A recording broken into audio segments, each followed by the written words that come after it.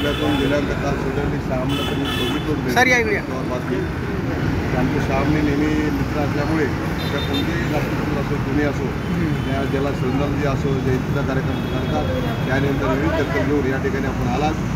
त्यामुळे मीडियाद्वारे सगळे करतो सिद्धार्थ येचूर हे प्रमुख पक्षाच्या असल्यानंतर उजवे आणि डावे पश्चिम भागांमध्ये 30-40 वर्ष त्यांनी चळवळ राबविली आणि अशी चळवळ चीन आणि रशियाशी संबंध असल्यामुळे आमचे व्यंकटराव करकरेकर साहेब जे होते त्यांना आणण्यात नसल्यामुळे येऊ शकले नाहीत.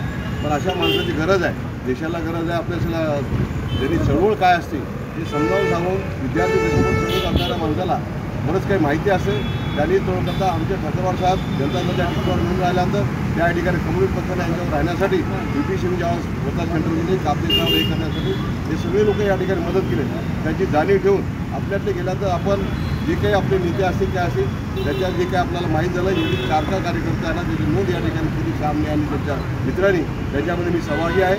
मी विद्यार्थी दशेपासूनच या बाबासाहेब चळवळीत किंवा जे काही कम्युनिस्ट पक्ष आहेत कम्युनिस्ट म्हणजे लोकांच्या हितासाठी जे काम करणारे पक्ष आहेत पक्ष किती असो मोठा पण हे चळवळ करण्यासाठी सतत केवळ ठेवलेलं आहे आणि केवळ जर गरज आहे काळाची गरज आहे.